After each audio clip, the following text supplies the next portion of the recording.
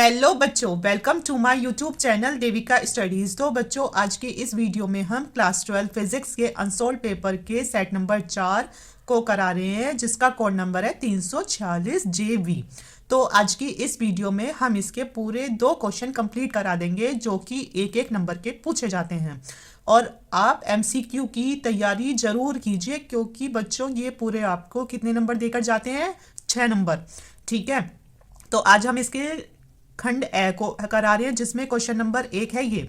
और अगर आप इसका स्क्रीनशॉट लेना चाहते हैं तो आप इसका स्क्रीनशॉट भी ले सकते हैं।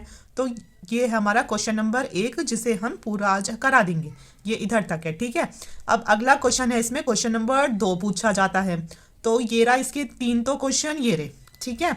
और आगे के क्वेश्चन इसमें ये रहे, ये वाले 3 क्वेश्चन ये रहे। अगर आपको इनका भी स्क्रीनशॉट लेना है तो आप आसानी से इनका स्क्रीनशॉट ले लीजिए, ये रहे, ठीक है। तो आज हम इसके क्वेश्चन नंबर 1 और 2 को कंप्लीट करा रहे हैं। तो आइए अब हम अपनी वीडियो को स्टार्ट करते हैं।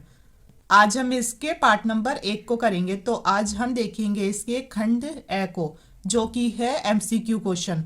तो एमसीक्यू क्वेश्चन कितने पूछे जाते हैं? तो इसमें एमसीक्यू क्वेश्चन पूछे जाते हैं 6, जो कि पूरे 6 नंबर के होते हैं, ठीक है। इससे आपके पूरे 6 नंबर फिक्स हो जाते हैं। तो क्वेश्चन नंबर 1 का क्या पूछा गया था कि एक धातु के टुकड़े पर -3.2 कूलाम का आवेश है, तो धातु में अधिसंख्य इलेक्ट्रॉनों की संख्या है। तो इस क्वेश्चन में इलेक्ट्रॉनों की संख्या पूछी गई है। और आपको इसमें क्या दे रखा है? तो इसमें आपको आवेश दे रखा है Q बराबर -3.2 कूलाम, ठीक है। तो बच्चों, जो ये है माइनस है, तो इसका क्या यूज है? तो आप समझो कि जब किसी वस्तु पर माइनस का आवेश होता है, तो इसका मतलब है कि इलेक्ट्रॉनों की संख्या में अधिकता होती है। मतलब जैसे समझो, पहले थे इसमें 2 इलेक्ट्रॉन, अब कितने हुए? 4, क्योंकि इसके आगे क्या लग गया? माइनस, ठीक है। तो इसमें इलेक्ट्रॉनों की संख्या क्या होती है? बढ़ जाती है। तो आपसे यही पूछा है कि इसमें अधिसंख्या का मतलब अधिक संख्या में इलेक्ट्रॉनों की संख्या क्या होगी। तो इसका कुछ भी यूज नहीं है इस क्वेश्चन में, ठीक है। तो आप ये समझो Q बराबर है हमारा कितना? तो आप ये समझोगे Q बराबर है 3.2 कूलाम के बराबर। और आपसे जब भी इलेक्ट्रॉनों की संख्या पूछी जाती है, तो n पूछा है, तो उसके लिए जो सूत्र होता है, तो ये होता है Q बराबर NE। आपको ये सूत्र जरूर पता होना चाहिए, क्योंकि ये सूत्र छोटे न्यूमेरिकल्स में भी काम आता है और जी बड़े न्यूमेरिकल्स में भी काम आता है, जिसमें भी आपसे इलेक्ट्रॉनों की संख्या पूछी जाती है। तो इसमें n पूछा है, तो n के साथ जो गुना में है, तो वो Q के नीचे आएगा। हो गया n बराबर Q बटे E। अब इसमें हमें Q का तो है पता, लेकिन E का नहीं पता। और E होता है इलेक्ट्रॉन पर आवेश, जो कि पता होना चाहिए 1.6 गुना 10 की घात -19, ठीक है। तो n बराबर क्या होगा? Q की जगह आएगा 3.2 बटे E की जगह 1.6 गुना 10 की घात -19। तो ये कटा इससे 16 एकम 16, 16 दूनी 32। तो n बराबर कितना? 2। और ये 10 की घात -19 कहाँ चली जाएगी? ऊपर, तो हो जाएगा 10 की घात 19। तो इसका आंसर क्या होगा बच्चों? तो इसमें इलेक्ट्रॉनों की संख्या कितनी होगी? तो इसमें इलेक्ट्रॉनों की संख्या होगी 2 गुना 10 की घात 19, ठीक है। अब अगला क्वेश्चन पूछा गया है क्या? तो अगला पूछा गया है, किसी धारामापी से विभवांतर का मापन करते हुए इसमें आखिर क्या जोड़ते हैं? तो आपको पता होना चाहिए कि अगर आप किसी धारामापी से विभवांतर को नापते हो, तो उसके लिए एक तो आपको चाहिए उच्च प्रतिरोध। क्या चाहिए? कि जो भी प्रतिरोध होगा वो उच्च होना चाहिए। और ये कैसे जुड़े होने चाहिए? ऐसे श्रेणी क्रम में, ठीक है। तो इसका आंसर है कि उच्च प्रतिरोध श्रेणी क्रम में किसी धारामापी से विभवांतर को नापा जाता है, ठीक है। अब अगला क्वेश्चन क्या पूछा गया है? तो अगला क्वेश्चन पूछा गया है, वैद्युत चुंबकीय तरंगों में वैद्युत और चुंबकीय क्षेत्र सदिशों में कलांतर होता है। अब जैसे ये तो होती है बच्चों क्या? ये तो होती है हमारी संचरण की दिशा, ठीक है। और जो इसमें तरंगे जाती हैं, तो वो ऐसे करके, और ये वाली ऐसे। तो E तो होता है इसमें क्या? E होता है इसमें विद्युत क्षेत्र, और B होता है चुंबकीय क्षेत्र। एक बार E ऊपर, फिर E नीचे, ऐसे ही इसमें चुंबकीय क्षेत्र नीचे और फिर ऊपर होता है। तो आपको पता है कि अगर ये बात करता कि विद्युत क्षेत्र और चुंबकीय क्षेत्र है ना। तो ये कैसे हैं, तो ये एक दूसरे के कैसे होते हैं, लंबवत होते हैं। तो ये बनाते क्या, 90 डिग्री का कोण। पर इसमें क्या पूछा गया है, इसमें आपसे पूछा गया है कि इन दोनों का कलांतर क्या है, मतलब जो इनकी जो कला है उसमें कितना अंतर है। तो आपको ये पता होना चाहिए कि इनमें कलांतर शून्य होता है, इनमें कलांतर शून्य होता है, क्योंकि जब विद्युत क्षेत्र अपने अधिकतम बिंदु पर होता है उसी समय चुंबकीय क्षेत्र भी अपने अधिकतम बिंदु पर होता है। मतलब इनका जो कलांतर शून्य क्यों होता है, क्योंकि अगर हमारा जो ये है विद्युत क्षेत्र अगर ये अधिकतम पर है ना, तो जो ये हमारा चुंबकीय क्षेत्र होगा ये उसी समय ये भी अधिकतम पर होगा। और जब दोनों शून्य होते हैं और अगर हमारा जो विद्युत क्षेत्र है वो इधर आ गया, इधर शून्य पे, तो जो चुंबकीय क्षेत्र है ये भी शून्य पर ही होगा। तो एक साथ होते हैं ये दोनों किस पर, शून्य पर। इसी कारण इनके बीच का कलांतर 0 डिग्री का होता है। तो एग्जामिनर आपसे दो तरीके से क्वेश्चन पूछ सकते हैं। एक तो अगर सीधा पूछ ले, अगर आपसे इसमें कलांतर नहीं पूछेंगे तो ये एक दूसरे के कैसे होते हैं, तो ये एक दूसरे के होते हैं लंबवत, यानी 90 डिग्री का कोण बनाते हैं। और अगर इन दोनों के बीच में क्या पूछ ले, कलांतर, तो इनका कलांतर होता है कितना, तो इनका होता है 0 डिग्री। अब जैसे कि आप हो, आपका कोई भाई है, तो आप अगर आप दोनों एक ही टाइम पे सो रहे हो, जैसे 9 बजे सो गए, ठीक है, और सुबह भी दोनों एक साथ 9 बजे उठे, तो फिर दोनों का कलांतर क्या हुआ, तो दोनों का कलांतर होता है शून्य, क्योंकि कुछ इनके बीच में जो इनका टाइम है गैप ही नहीं है कि नहीं। मतलब कला का मतलब होता है क्या, टाइम, और अंतर का मतलब अंतर। तो जब इनके टाइम में कोई अंतर ही नहीं है तो फिर क्या होगा, तो ये होगा हमारा कितना डिग्री, तो ये होगा हमारा इसमें 0 डिग्री, ठीक है। तो इसीलिए इसका आंसर है 0 डिग्री। अब अगला क्वेश्चन पूछा गया है कि किसी प्रिज्म का प्रिज्म कोण ए है तथा न्यूनतम विचलन कोण जो कि क्या होता है, डेल्टा एम होता है, तो ये प्रिज्म कोण के बराबर है। इसमें क्वेश्चन में आपसे बोला गया है कि किसी प्रिज्म का प्रिज्म कोण ए है, मतलब कोई प्रिज्म कोण तो है ए, और जो आपका न्यूनतम विचलन कोण यानी डेल्टा एम, तो ये प्रिज्म कोण के बराबर है, यानी ए के बराबर है, कि है जहां भी आप डेल्टा एम लिखोगे उसकी जगह आप ए भी लिखोगे, ठीक है। मतलब जहां भी डेल्टा एम होगा उसकी जगह आप ए को लिखोगे। और प्रिज्म पदार्थ का अपवर्तनांक क्या होगा, आपसे एन का मान पूछा गया है। तो चलिए अब इस क्वेश्चन को देख लेते हैं। अब आपसे पूछा गया है क्या इसमें, तो इसमें पूछा गया है प्रिज्म का अपवर्तनांक क्या होगा। तो इसका सूत्र होता है बच्चों एन बराबर साइन डेल्टा एम प्लस ए बटे में 2, ठीक है। और इस पूरे के बटे में भी क्या होता है, साइन ए बटे 2।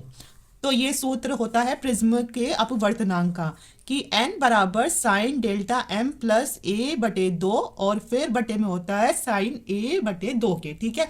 और आपको क्वेश्चन में दे रखा है, आप लिखोगे कि हमें दिया है क्या, डेल्टा m बराबर a के। तो इस सूत्र में जो भी डेल्टा m है उसकी जगह आपको a रखना है। तो n बराबर होगा साइन डेल्टा m की जगह a रखो प्लस a और बटे में 2 और बटे में साइन a बटे 2। तो देखो ये कितना आसान क्वेश्चन है, इसमें कुछ नहीं करना, सिर्फ एक तो आपको इसका सूत्र करना है याद, और दूसरा क्वेश्चन में आपकी हेल्प के लिए आपको दिया गया है कि डेल्टा m बराबर 1 है, तो जहां डेल्टा m है उसकी जगह a को रख दो। अब क्या होगा, अब हो जाएगा n बराबर साइन a और a, मतलब 1 और 1 कितना होता है 2, तो ये कितने हो जाएंगे, तो ये हो जाएंगे 2a बटे 2 के, और बटे में साइन a बटे 2 तो चल ही रहा है, 2 से 2 कैंसिल हो गया, ठीक है। अब क्या होगा, n बराबर क्या हो जाएगा, तो ये हो जाएगा साइन a बटे 2 के। अब इसका भी सूत्र इसमें आपको पता होना चाहिए, चूंकि साइन 2 थीटा बराबर होता है 2 साइन थीटा कोस थीटा। बच्चों साइन 2 थीटा का सूत्र होता है 2 आगे लग जाता है ये वाला, और फिर आता है साइन थीटा, फिर आता है कोस थीटा। और अगर हम इसका 2 हटा दें तो क्या होगा, तो हो जाएगा साइन थीटा बराबर, इसका नीचे आएगा 2, तो ये 2 तो ऐसे ही रह गया, फिर हो जाएगा मतलब कि इसमें जहां भी थीटा है तो वो उसके नीचे आएगा 2, ऐसे ही कोस थीटा बटे 2, क्योंकि इधर क्या था 2 थीटा था, तो इसीलिए ये दोनों रहे थीटा थीटा। पर यहाँ से 2 हटा है, तो जहाँ भी थीटा है तो ये 2 इनके आ गया है कहाँ, नीचे। ठीक है, तो अब जहाँ थीटा की जगह होता है ए, तो एन बराबर करोगे साइन ए की जगह क्या आएगा, मतलब साइन थीटा की जगह समझो साइन ए है, तो सूत्र होगा 2, तो सूत्र होगा 2 साइन थीटा की जगह ए बटे 2 और साथ में कोस ए बटे 2, और बटे में क्या है साइन ए बटे 2 है, तो साइन ए बटे 2 से साइन ए बटे 2 कैंसिल, तो एन बराबर हो गया 2 कोस ए बटे 2 के। तो यही इसका आंसर है। तो अगर आपको इस क्वेश्चन को सॉल्व करना है तो आपको सबसे पहले इसके सूत्र का पता होना चाहिए, दूसरा आपको पता होना चाहिए कि इसमें हमें ये दिया गया है तो इसकी जगह ए को रखना है, और जब ए रख दोगे सॉल्व करोगे तो फिर तुम्हारे पास आएगा ये साइन ए, जिसका सूत्र आपको ये पता होना चाहिए, तो आपका ये क्वेश्चन सॉल्व हो जाएगा। अब अगला क्वेश्चन क्या दिया गया है, तो अगला क्वेश्चन दिया गया है कि चुंबकीय द्विध्रुव आघूर्ण का मात्रक होता है। अगर आपको फिजिक्स में अच्छे नंबर लाने हैं तो आपको इनके सबके मात्रक जरूर पता होना चाहिए, क्योंकि इसी सेट में एक तो ये पूछ लिया गया है मात्रक, एक और जगह इसमें मात्रक पूछा गया है, तो इनके जो ये मात्रक है इनको हल्के में नहीं लेना है, ठीक है, इनकी अच्छे से प्रैक्टिस करनी है। तो आखिर चुंबकीय द्विध्रुव आघूर्ण होता क्या है, तो किसी कुंडली में प्रवाहित धारा तथा क्षेत्रफल के गुणनफल को चुंबकीय द्विध्रुव आघूर्ण कहते हैं। चुंबकीय द्विध्रुव आघूर्ण क्या होता है, इसे कैपिटल एम से दर्शाते हैं, और ये होता है कि किसी कुंडली में प्रवाहित धारा यानी आई और उसके क्षेत्रफल, और जो उसका क्षेत्रफल होता है उसके गुणनफल को चुंबकीय द्विध्रुव आघूर्ण कहते हैं। और इसमें जो कुंडली के फेरों की संख्या n भी होती है, और इसमें जब हम इसका क्या निकाल रहे हैं, मात्रक निकाल रहे हैं, तो हम समझेंगे कि जो इसके फेरों की संख्या है वो 1 है, तो हम n को हटा दें क्योंकि हमें सिर्फ इसका मात्रक चाहिए, तो सूत्र हो जाएगा m बराबर आई गुना ए, और आई होती है धारा जिसका होता है एम्पियर, तो ये तो हो गया एम्पियर। और आपको ये भी पता है जो क्षेत्रफल होता है उसका होता है बच्चों क्या, मीटर स्क्वायर, तो चुंबकीय द्विध्रुव आघूर्ण का सूत्र होगा एम्पियर इंटू मीटर स्क्वायर। बिल्कुल अच्छे से दिमाग में बिठा लीजिए, क्योंकि क्या पता ये आपके सेट में ही पूछ लिया जाए कि चुंबकीय द्विध्रुव आघूर्ण का मात्रक क्या होता है, तो इसका मात्रक होता है एम्पियर गुना मीटर स्क्वायर। ठीक है, अब हम इसके अगले क्वेश्चन को देखते हैं। अब अगला क्वेश्चन पूछा गया है कि धातु की सतह के लिए देहली तरंग दैर्घ्य 2000 एंगस्ट्रॉम है, 1000 एंगस्ट्रॉम का विकिरण आपतित होने पर उत्सर्जित प्रकाश इलेक्ट्रॉनों की गतिज ऊर्जा क्या होगी। तो ये क्वेश्चन 2022 में भी पूछा गया था और 2025 में भी पूछा गया था।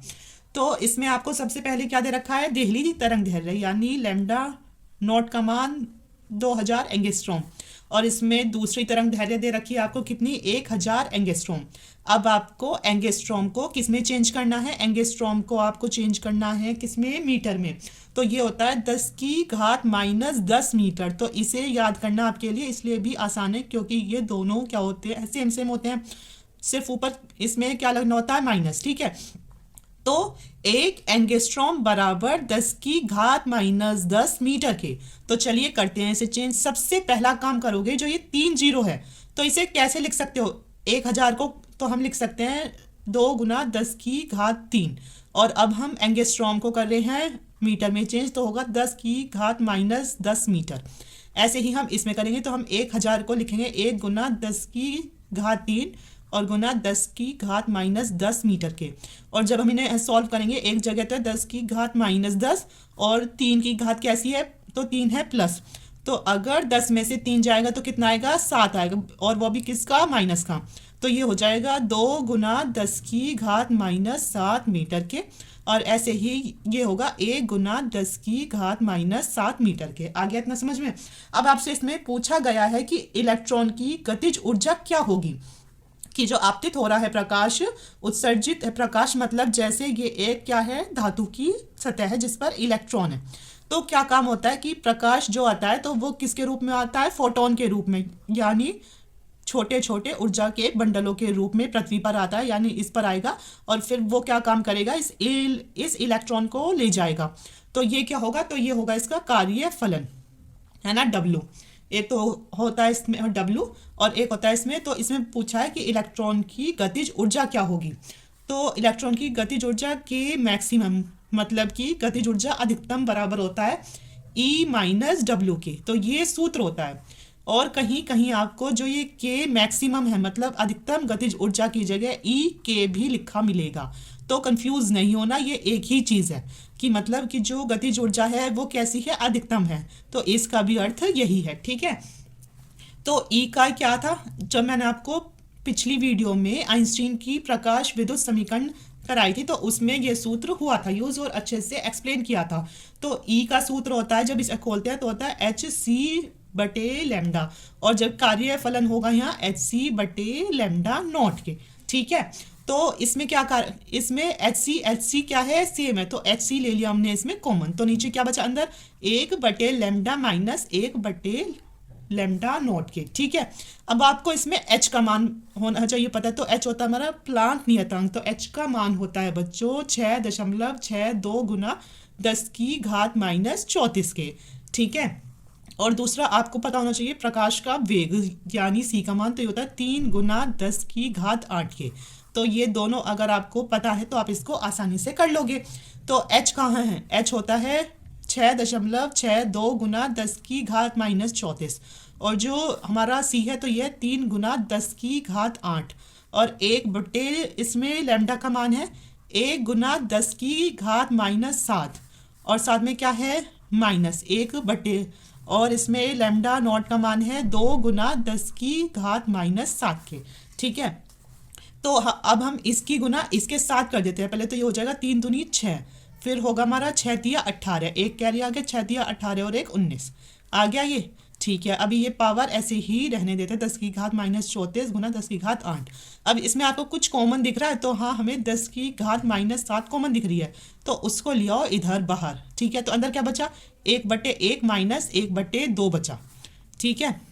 अब ये 10 की घात माइनस 7 है, जब ये ऊपर जाएगी तो ये हो जाएगी 10 की घात प्लस के 7, तो होगा 19.86 गुना 10 की घात माइनस 34 है ही, और जब ये ऊपर जाएगी तो आएगी 7 होता है 15, 10 की घात है 15। आ गया इतना समझ में। अब इधर एलसीएम लो, एलसीएम कितना आएगा 2, तो ऊपर और नीचे 2 की आई है गुना, तो 2 माइनस 1 है ना। अब हम क्या करेंगे 19.86 आ गया हमारा, है ना। तो अब क्या होना चाहिए इसमें, अब इसमें से इसको हम घटा देंगे, 34 में से कितना जाएगा, इसमें जाएगा 15, तो आएगा हमारा 10 की घात 19, वो भी किसकी माइनस की, तो आएगा 10 की घात माइनस 19 आ गया इतना। फिर अगर 2 में से 1 जाएगा तो 1, और नीचे क्या है 2। अब इस 2 से इसे काट दो तो ये होगा 2 निम्मा 18, 18 हो गया, एक यहाँ आ गया, फिर से 2 निम्मा 18 हो गया, फिर यहाँ आया 2 तिया 6 और दशमलव था यहाँ, ये हो गया। तो कितना आ गया, तो हमारा जो के मैक्सिमम का मान है तो ये होगा 9.93 गुना 10 की घात माइनस 19 जूल के, पर ये आंसर आया है जूल में। और हमसे आंसर किस में पूछा गया था, इसमें तो नहीं पूछा गया किसी में भी आंसर, पर इसका आंसर आपको कैसे करोगे, ऑप्शंस तो होंगे इसके, वो ना गलती से लिखे नहीं गए, इसके ऑप्शंस हैं, इसके ऑप्शंस बच्चों, ठीक है। चलो मैं इसके ऑप्शंस इधर लिख देती हूँ। एक था 6.2 इलेक्ट्रॉन वोल्ट, दूसरा था इसमें 12.4 इलेक्ट्रॉन वोल्ट, और तीसरा था 3.6 इलेक्ट्रॉन वोल्ट, और चौथा है 2.6 इलेक्ट्रॉन वोल्ट। तो अब इसमें से देख लेना, ठीक है। तो अब इसे जूल को अगर इलेक्ट्रॉन वोल्ट में चेंज करना है, क्योंकि जो इसके आंसर है तो वो किस में है, इलेक्ट्रॉन वोल्ट में। और अगर ये क्वेश्चन एमसीक्यू में ना होता तो आप इसका आंसर इतना भी करके आते तो भी ठीक रहता, पर इसमें इलेक्ट्रॉन वोल्ट में पूछा है। और इलेक्ट्रॉन पर आवेश कितना 1.6 गुना 10 की घात माइनस 19 होता है, ऊपर है इसमें नहीं बताया, नहीं इसमें नहीं हुआ, पिछले क्वेश्चन में था, ठीक है। तो ये आपको होना ही चाहिए पता, क्योंकि ये अधिकतर क्वेश्चंस में होता ही है यूज़। तो हम क्या काम करेंगे 9.93 गुना 10 की घात माइनस 19 है, फिर इसके नीचे 1.6 गुना 10 की घात माइनस 19 से इसको क्या कर देंगे, तो इसे कर देंगे इसमें भाग, तो 10 की घात माइनस 19 से 10 की घात माइनस 19 कट जाएगी, और ये अब इसको इस काटना है। तो इधर देखो दशमलव कितने स्थान पहले है 2, इधर 1, तो इधर भी कर लो 2, तो ये हो जाएगा 993 को किससे भाग करना है 160 से भाग करना है। तो आपको पता है 160 छिक्का क्या होता है 960 के, क्योंकि 16 छिक्का होता है कितना 96। ठीक है, तो ये आ जाएगा हमारा कितना 330 दशमलव। अब ये होगा दूनी, तो ये आ जाएगा हमारा कितना 10। फिर ऐसे होता रहेगा सॉल्व, तो आ जाएगा हमारा के मैक्सिमम का आंसर होगा 6.2 इलेक्ट्रॉन वोल्ट, इसका आंसर होगा। तो कौन सा ठीक है, तो ये इसका फर्स्ट ऑप्शन ठीक है। अब हम आगे देखते हैं कि क्या पूछा है। देखो उसमें पूछा गया था चुंबकीय द्विध्रुव आघूर्ण का मात्रक, ठीक है, और इसमें पूछा गया है किसका विद्युत फ्लक्स का मात्रक। तो मैं इसीलिए कह रही हूँ कि इनके मात्रक पे भी ज़्यादा ध्यान दीजिए, क्योंकि इनसे क्वेश्चन बनते हैं। तो बच्चों इसका सूत्र होता है फाई ई बराबर ई गुना डी ए, मतलब कि विद्युत क्षेत्र, जो भी विद्युत क्षेत्र होता है ई, और उसकी जो गुना होती है तो वो किससे होती है, इसके क्षेत्रफल से, और वो भी क्षेत्रफल कैसा, छोटा क्षेत्रफल से, है ना। तो ये इसका सूत्र अगर आपको पता है तो आप इसको आसानी से कर लोगे, क्योंकि ई का सूत्र होता है बल बटे इसका आवेश, और बल क्या होता है, तो बल का होता है मात्रक क्या, न्यूटन, और आवेश का होता है कूलाम। ठीक है, तो ई की जगह हो जाएगा एफ बटे क्यू, तो लिखोगे फाई ई बराबर एफ बटे क्यू, है ना। ऐसा भी होता है कि जैसे सूत्र तो है फाई ई बराबर vector E dot vector D A, अब जब इसके वेक्टर हटते हैं तो साथ में लग जाता है कोस थीटा, पर अब इसमें अगर इसका ये कर रहे हो ये मात्रक, तो इसमें इसका थीटा का कुछ भी यूज़ नहीं है, तो हम सिर्फ इतना ही कर लेंगे। ठीक है, एफ बटे क्यू, और ये तो है क्षेत्रफल, तो हो जाएगा फाई ई बराबर एफ बटे क्यू का हुआ न्यूटन प्रति कूलाम, न्यूटन प्रति कूलाम, और ए होता है क्षेत्रफल, क्षेत्रफल का होता है इसमें हमारा मीटर स्क्वायर। तो इसका आंसर क्या होगा, तो विद्युत फ्लक्स का मात्रक होगा न्यूटन मीटर स्क्वायर प्रति कूलाम, तो ये इसका आंसर होगा। ठीक है, सॉरी ये गलती से हो गई, कूलाम है ना। अगला क्वेश्चन पूछा गया था कि सेल के विद्युत वाहक बल को परिभाषित कीजिए। तो इसकी परिभाषा ऐसे है कि एकांक आवेश को पूरे परिपथ में प्रवाहित कराने में सेल द्वारा किए गए कार्य को ही सेल का विद्युत वाहक बल कहते हैं, और इसे ई से दर्शाते हैं, और इसे ईएमएफ भी कहते हैं। क्या, ईएमएफ भी कहते हैं। ठीक है, याद रखना कि अगर कहीं ईएमएफ एक साथ लिखा हो तो इसका मतलब होता है कि वो क्या है, तो फिर वो है सेल का विद्युत वाहक बल। ठीक है, अब ये एकांक आवेश क्या होता है, एकांक आवेश का मतलब होता है एक कूलाम आवेश, सिर्फ एक ही कूलाम आवेश को, मतलब कि ये कोई परिपथ है ना, इसमें किसी सेल द्वारा किसी आवेश को, मतलब एक कूलाम आवेश को, जो ये सेल है, तो इसे पूरे परिपथ में लाने के लिए तो सेल कुछ कार्य करती है या फिर उसको ऊर्जा देती है, तो इसे ही सेल का विद्युत वाहक बल कहते हैं। तो कुछ कार्य किया गया W, और किसके लिए किया गया, एक कूलाम आवेश के लिए, एक कूलाम आवेश के लिए, तो इसे ही कहते हैं सेल का विद्युत वाहक बल। तो इसका सूत्र होता है E बराबर W बटे क्यू, E बराबर W बटे क्यू, यानी सेल ने जो इसमें कार्य किया और किसके लिए किया, इसके आवेश के लिए।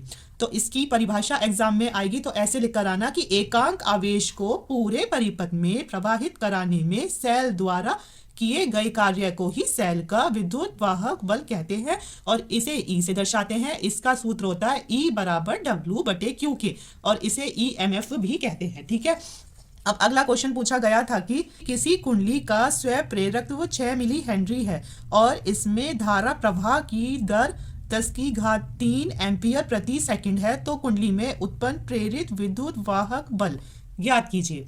तो ये होता है स्मॉल ई। तो इसमें आपको क्या दे रखा है, स्वयं प्रेरकत्व यानी एल का मान दे रखा है 6 मिली हेनरी। अब अगर आपको मिली को हटाना है तो आपको 10⁻³ से गुना करना पड़ेगा, तो हो जाएगा 6 गुना 10⁻³ तो अब ये सिर्फ हेनरी रह गया। ठीक है, अब आपको और क्या दिया गया है, इसमें दी गई है धारा प्रवाह की दर, तो ये होती है डेल्टा आई बटे डेल्टा टी, कितनी दे रखी है, 10⁻³ एम्पियर प्रति सेकंड दे रखी है ना। और आपसे पूछा गया है प्रेरित विद्युत वाहक बल ई का मान, तो इसका सूत्र होता है, तो ये तो आसान है, सीधा सूत्र पे ही ये बेस्ड है ई बराबर एल गुना डेल्टा आई बटे डेल्टा टी के। तो ये सूत्र इसका अच्छे से याद रखना, ठीक है। तो ई बराबर एल का मान कितना है, तो ई है 6 गुना 10 की घात -3 और डेल्टा आई बटे डेल्टा टी है 10 की घात 3। तो ये इससे कट गया क्योंकि ये तो था किसका, प्लस का, और ये था माइनस का। तो ई बराबर होगा 6 वोल्ट के। तो ये है इसका आंसर। ये तो इजी क्वेश्चन था। अब आगे क्वेश्चन पूछा गया है कि रदरफोर्ड के परमाणु मॉडल की प्रमुख कमियों का उल्लेख कीजिए। तो ये भी 1 नंबर का क्वेश्चन पूछा गया है। और बच्चों ये क्वेश्चन आपको अधिकतर सभी सेट में मिल जाएगा, कभी किसी में कैसे किसी में कैसे, कि इसके मतलब इसके परमाणु मॉडल की कमियों को उसने कैसे दूर किया, ऐसे किसी में ऐसे पूछ लिया। तो ये वाला क्वेश्चन मैंने आपको सेट नंबर 1 में करा रखा है और ये क्वेश्चन नंबर तीसरे का क्या था। तो उसमें जाकर आप देख लीजिए कि इसकी बस 2 कमियां हैं, उन्हें अच्छे से कर लीजिए। अब अगला क्वेश्चन पूछा गया है कि शुद्ध अर्धचालक का तापक्रम 0 केल्विन है, इसकी चालकता पर टिप्पणी कीजिए। तो इसमें कुछ नहीं है, जो ये शुद्ध अर्धचालक है उसका तापक्रम कितना दे रखा है, 0 केल्विन। तो बच्चों जब जो टेम्परेचर होता है 0 केल्विन पर होता है तो उसे कहते हैं परम ताप। तो आपको पता है कि जो अर्धचालक होते हैं, तो अर्धचालक की इसमें चालकता पूछी गई है कि उस पर क्या प्रभाव पड़ेगा अगर जो ताप होगा वो इतना हो जाए 0 केल्विन। तो फिर ये समझ जाओ कि उसकी चालकता क्या होगी। तो उसकी चालकता इसमें बढ़ जाती है ना। तो आप इसके बारे में ऐसे लिख कर आओगे कि परम ताप 0 केल्विन पर अर्धचालकों का चालन बैंड पूरी तरह से खाली होता है। कि जब परम ताप लेते हैं तो जो अर्धचालकों का चालन बैंड होता है तो ये पूरी तरह से खाली होता है, क्योंकि इसमें एक भी इलेक्ट्रॉन होता नहीं है, क्योंकि सारे इलेक्ट्रॉन इसमें होते हैं किसमें, इसमें इसके संयोजी बैंड में होते हैं सारे के सारे इलेक्ट्रॉन। तो इसीलिए जो ये चालन बैंड होता है तो ये कैसा होता है, तो फिर ये इसमें खाली होता है। अतः परम ताप पर अर्धचालक एक अचालक की भांति व्यवहार करता है। जैसे जैसे अर्धचालक का ताप बढ़ता है, जैसे जैसे हम अर्धचालक के ताप को बढ़ाते हैं तो जो इनके बीच में ये वर्जित ऊर्जा अंतराल होता है तो ये कैसा हो जाता है, तो ये कम हो जाता है। तो बच्चों देखो, अब जैसे सारे इलेक्ट्रॉन हैं इसमें, ठीक है, और इनके बीच में इतना गैप है कि ये एक भी इलेक्ट्रॉन इसमें नहीं जा पा रहे। तो हम क्या काम करते हैं, हम जो अर्धचालकता के ताप को बढ़ा देते हैं, जिससे क्या होगा, जिससे जो ये वर्जित ऊर्जा अंतराल है ये हो जाएगा वो कम। मतलब जब गैप इतना था, अब गैप इतना है, तो ये इलेक्ट्रॉन आसानी से इसमें आ जा सकते हैं, है ना।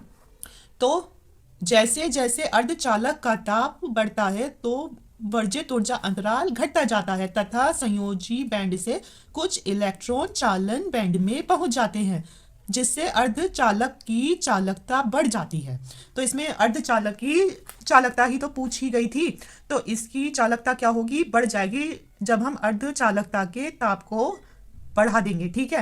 क्योंकि जो भी इलेक्ट्रॉन इसमें थे, तो जैसे ही हमने अर्धचालक के ताप को थोड़ा सा भी बढ़ा दिया तो जो ये वर्जित ऊर्जा अंतराल था ये थोड़ा कम हो जाएगा, और जैसे ही ये कम हुआ तो ये इलेक्ट्रॉन कूद के इसमें आएंगे चालन में, जिससे इसकी चालकता क्या होगी, तो इसकी चालकता बढ़ जाती है। अब अगला क्वेश्चन पूछा गया था इसमें कि एकल झिर्री विवर्तन प्रारूप में द्वितीय निम्निष्ठ के लिए विवर्तन कोण 60 डिग्री है। तो झिर्री की चौड़ाई लैम्डा के पदों में ज्ञात कीजिए। तो कैसे करोगे, तो याद रखो निम्निष्ठ के लिए, किसके लिए, निम्निष्ठ के लिए सूत्र होता है a sin थीटा बराबर m गुना लैम्डा के। अगर बात कर रहे हैं किसकी, निम्निष्ठ के लिए, तो उसका लिए सूत्र होता है a sin थीटा बराबर m गुना लैम्डा के। और m का मान क्या होता है, जो भी हमें क्या दे रखा है इसमें निम्निष्ठ, तो इसमें निम्निष्ठ कौन सा दे रखा है, द्वितीय, इसमें है हमारा द्वितीय निम्निष्ठ।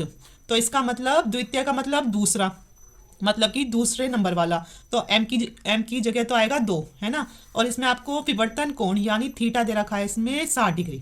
तो अब इसमें रख दो सूत्र में, आपका आंसर आपके हाथ में, a साइन थीटा की जगह हो गया इसमें 60 डिग्री, m है 2 और लैम्डा का मान लैम्डा के पदों में ही करना है तो इसे ऐसे ही रहने देंगे, ठीक है। अब आपको पता होना चाहिए साइन 60 डिग्री बराबर होता है √3/2।